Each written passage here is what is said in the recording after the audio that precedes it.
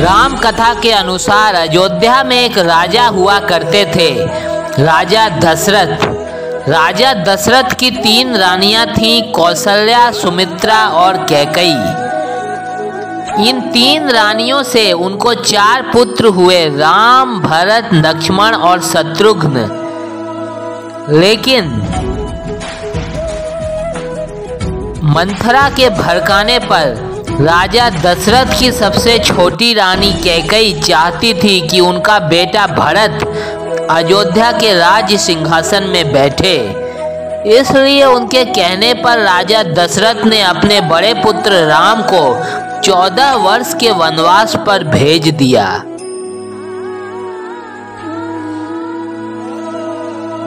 राम जी को अकेले जाते देख लक्ष्मण और उनकी पत्नी सीता भी उनके साथ वनवास पर चल दिए।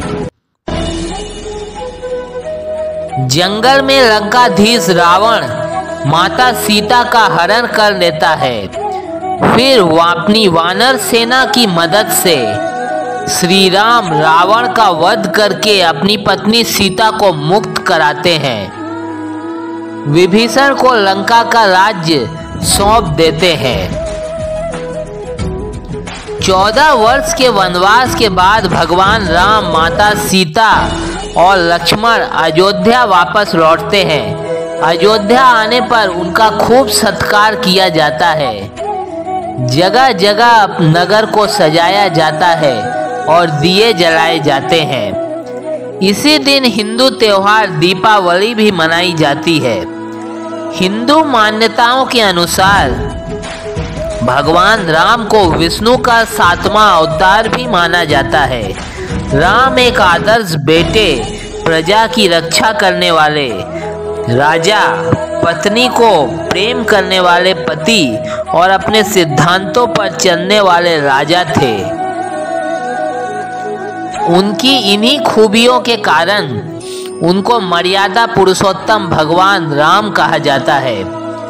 समय बीतने के साथ माता सीता ने ऋषि वाल्मीकि के आश्रम में 2 पुत्रों लव और कुश को जन्म दिया, जिनका पालन पोषण वाल्मीकि आश्रम में हुआ। फिर जब भगवान श्री राम द्वारा अश्वमेध यज्ञ का आयोजन किया गया, तब लव कुश ने यज्ञ के अश्व को पकड़ लिया। फिर उस अश्व को छुड़ाने के लिए लवकुश का अयोध्या के सैनिकों, लक्ष्मण आदि भाइयों और प्रभु श्री राम के साथ युद्ध हुआ। जब उनका परिचय प्रभु श्री राम को मिला, तो फिर उन्होंने अपने पुत्रों लव और कुश को गले से लगा लिया। तत्पश्चात माता सीता भी अपनी लीला समाप्त कर धरती में समाई गईं। फिर श्री राम ने अयोध्या पर कई हजार वर्षों तक राज्य किया और लवकुश भी तब तक युवा हो चुके थे।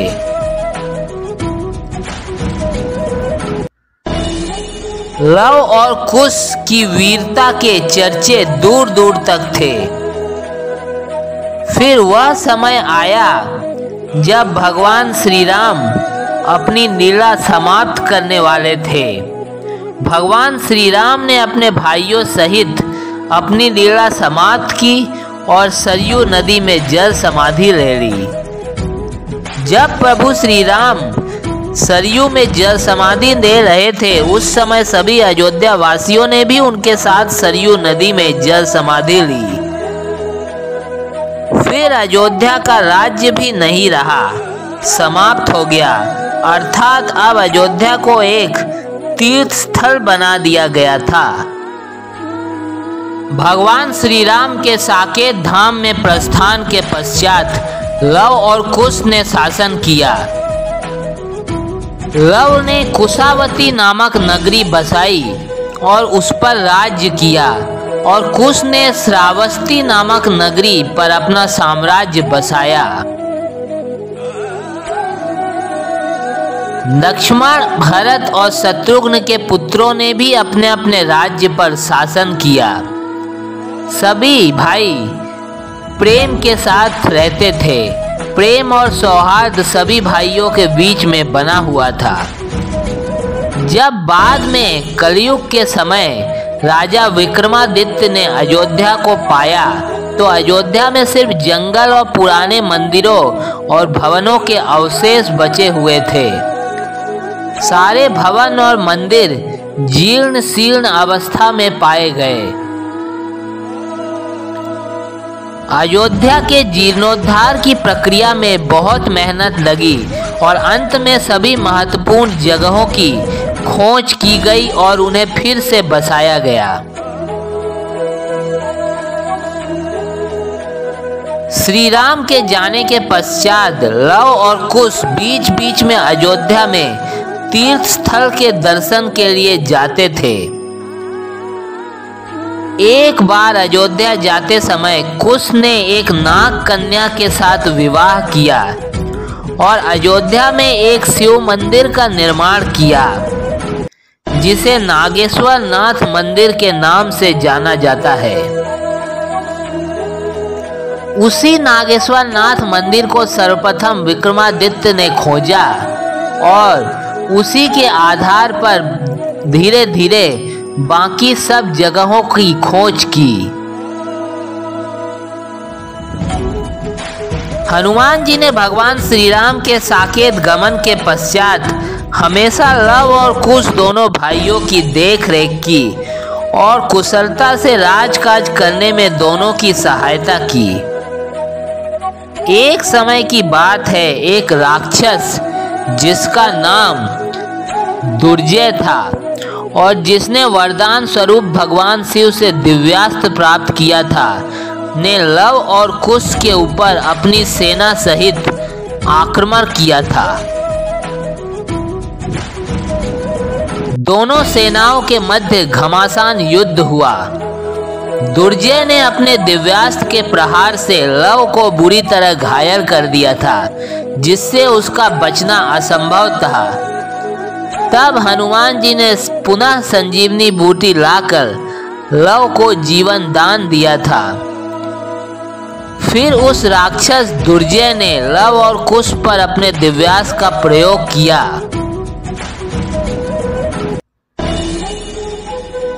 जिसे हनुमान जी ने अपने गदा की प्रहार से तुरंत नष्ट कर दिया।